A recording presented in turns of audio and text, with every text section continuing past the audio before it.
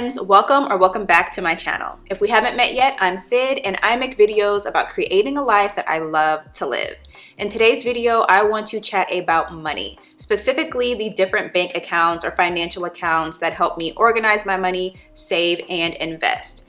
Because money is important. So I feel like we should be talking about it, right? I feel like it's important to have a sense of confidence and a sense of control over your money. That's really key in living a life that you love. A few months back, I shared a video on budgeting. I shared how I use the zero-based budgeting method and the worksheet that I use to budget every month. I shared the worksheet that me and my husband used to pay off debt when we were going through the debt-free journey. And that video really resonated with a lot of people. So thank you if you watched that video and engaged with it. And because that video did really well, I thought we would return to the money conversation. I want to keep sharing some financial basics that have helped me on my journey with money. Now, a few disclaimers. I'm not a financial professional. That's not my industry or my background. But let me tell you who I am. I'm a very money-minded young woman, okay? I paid off my debt before the age of 30. I save every month. I invest my money. I have my emergency fund together. And I'm always researching and brainstorming ways to grow in this area and grow my money. So I want to share some of those things as we explore creating a life that we love to live on this channel. So let's get into an overview of a few financial accounts that help organize, save, and invest money. The first one is pretty basic but important nevertheless, a checking account. Or honestly, I should say checking accounts, because I think it's important to have more than one. And there are benefits to having more than one. How many you need or might want is personal and up to you as it relates to your money goals and how you like to organize your money. But for me, 2 has worked well. One for household needs and bills, and another for my fun or personal spending. So for me, I share that household checking account with my husband, and then I have my own personal checking account for anything that I would want to spend money on that has nothing to do with keeping the household afloat. Now, why have more than one checking account? I find that it helps so much with organization and staying in budget. I don't want to mix up my fun or unnecessary spending in a month with the funds that are necessary for me to be living my life. You know, I want to make sure that I get my Beyonce Renaissance ticket, which I did, without compromising on household needs. Those are very separate categories. So you might have a job where you're able to set up portions of your paycheck to go into different checking accounts. And if so, that's great. That's a really easy way to start organizing in this way. But if not, that's okay. You can just have all of your money go into one account and then set up your monthly transfers to your different checking accounts for your different spending categories. You might want to make these monthly transfers a line item in your budget, just so you're keeping track of how much of your pay is going into these different accounts each month. Just like you would make a line item in your budget for moving your money to savings. The next account that has been fantastic for me on my money journey is a high yield savings account. Not just a regular savings account, a high yield savings account. If you do not have one of these, please consider opening up a high yield savings account and storing your money there. Because with these accounts, you're earning more interest on your savings than a traditional savings account will give you. This helps you save more and reach your money goals faster. So you're probably missing out on some money just by having a regular savings account, honestly. Now, I love using Ally Bank for their high yield savings account because it's an online bank and their online and mobile experience is really user-friendly in my opinion. And that's just really important when it comes to checking in on your money and saving your money. You want to bank somewhere where it's enjoyable for you to be banking. And with Ally, you can organize your savings account into different buckets as opposed to having multiple savings accounts with their own account numbers. So for my household, we've got that Ally savings account with buckets for things like saving for Christmas, saving for a vacation. It's where we store our emergency fund. And honestly, keeping your emergency fund in a high yield savings account is the way to go because an emergency fund is a chunk of change. Like that's quite a bit of money. So you want to go ahead and earn more interest on that kind of savings. But let's say you can't have different buckets with whatever high yield savings account you choose to have. That's okay. You can most likely still open up multiple savings accounts or open up accounts at different banks. I've done it before. It's whatever works for you. Next up is having a credit card account. Okay, I am a huge fan of credit cards. I love credit cards. And you can have a lot of different credit cards for different reasons on your financial or credit journey. Right now, I just use 2. One for household needs and one for my fun or personal spending. Now you might be thinking, isn't that the same reason why you have those checking accounts? Yes, it is. And here's the thing, the credit cards are for the actual spending in those categories. And the checking accounts is for storing the money that is used to pay off those cards. So me going to get some braids or silk press or going to see Beyonce with the girls is a very fun activity that isn't really necessary to keeping me alive. That's paid for with my more fun or personal card. Having groceries, having gas in the car, having the internet on, that is something that helps the household stay afloat. So that's paid off with the household card.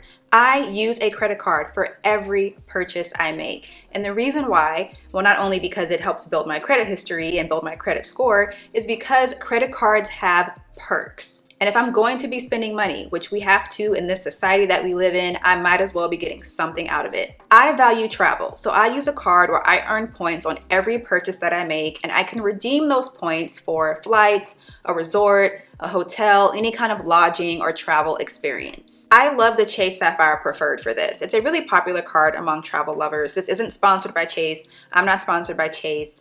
Not yet, but I am a fan of their travel perks with their cards. You might be a big shopper and value cash back. Credit cards are a great thing for that too. I use another card from Chase that I think is really great for everyday spending at restaurants or retail stores, and that also helps me earn points that I can redeem on my Chase Sapphire Preferred. Now I will say this, credit cards work for me. I use a lot of discipline with them. I don't spend what I don't have. I pay them off every month, and I never pay interest on my cards. I don't see it as free money because it ain't, and I use them mindfully, and I research and choose cards based on what my goals and my values are. Now you know what works for you. You know yourself and your spending habits and the relationship that you have with money. So think wisely about if credit cards are right for your journey, because using them the wrong way or getting into credit card debt is not fun. Ask me how I know. Now let's move on to investing for retirement. Another account that has really helped me on my journey is the 401k, a very popular account for retirement investing. A 401k is an account offered through an employer to help you save for retirement.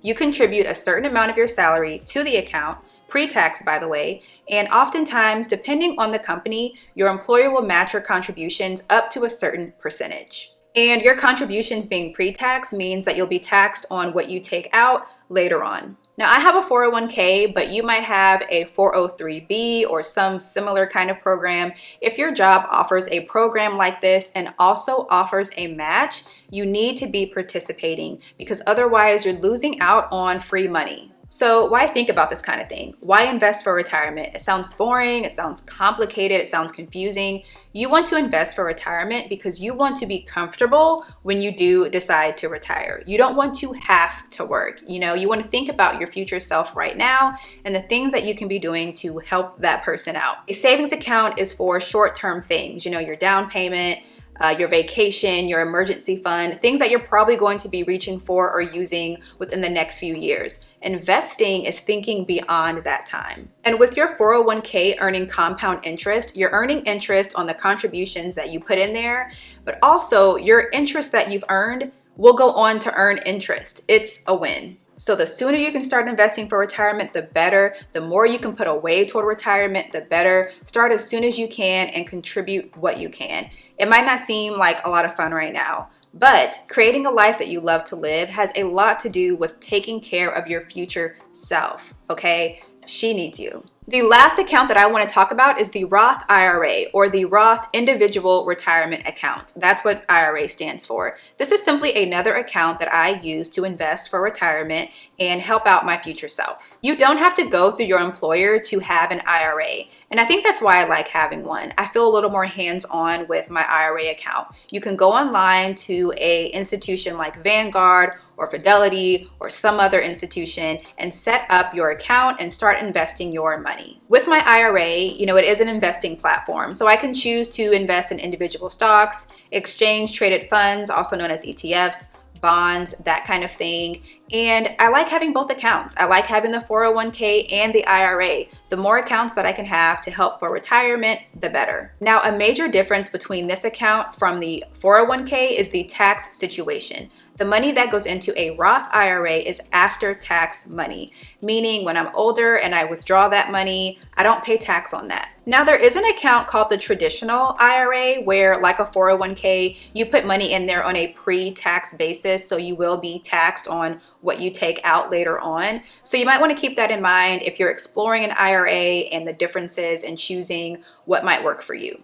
Another difference from the 401k is how much money you can put in there. An IRA has a lower contribution limit. In 2023, you can put $6,500 into your IRA. In your 401k in 2023, you can put $22,500 in there. So you can put more in your 401k than you can in the IRA. So, contribute as much as you can to either one if you have both. I should note that those contribution limits apply if you are under the age of 50. If you're over the age of 50, you can contribute a little bit more. So I like having more than one account when it comes to investing for retirement because I didn't really get serious about this until I was in my late 20s. So in some ways, I feel like I'm trying to catch up. And the more accounts that can help me out, the better.